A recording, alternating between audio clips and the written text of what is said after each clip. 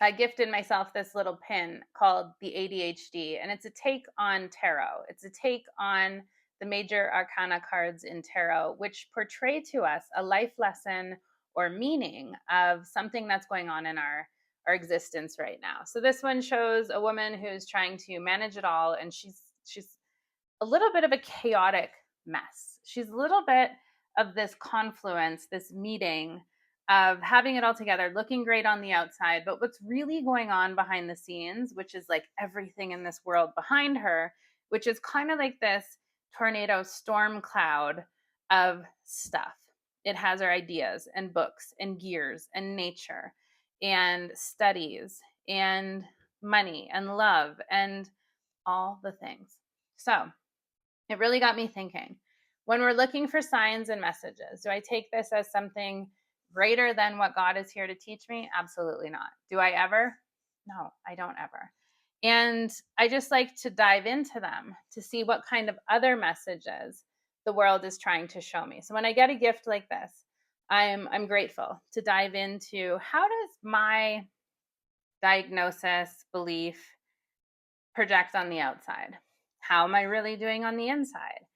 Is this somebody who's holding it all together and is actually a mess? Or is this somebody who's got an absolute mess and is holding it together? We can say the same thing and have two kinds of meanings with what we're saying, but have it really be something that we need to take note from the signs and noticings to take within ourselves. And I think these kind of things are the opportunity for us to do that. It's an opportunity for it to mirror to us something, to show us in a different language and pictures or images something.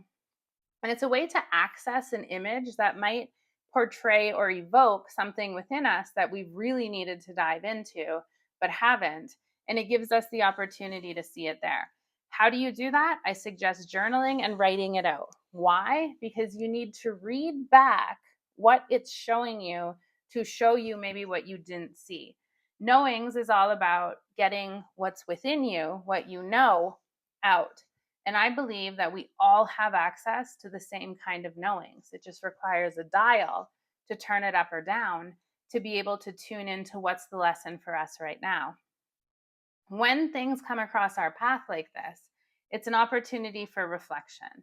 And with Owl Seek, this is not anything greater, right? This is just a clue, a signpost, a guidepost, a path, something on the way. And it's for us to dive into and see what it's trying to show us. So, what are the things around you that have been trying to show you something? And what have you been missing? And maybe it's about the environment that you've been in needs to change. So maybe it's about needing to retreat to figure out and unwind some of the stuff that's not making sense. If anything feels like a mask, if anything feels like fake, if anything feels like it's not you anymore, those require retreat to come back out of the situation and ask ourselves, is this still where I want to be? Is this still fulfilling me? And is this showing me what I ultimately need to be shown to move on and get through? Those are the questions we talk about in Soul School. The link is below. If you want to join us for our 4-week cohorts, you can sign up. You get access to me twice a week, and we dive into all of this stuff.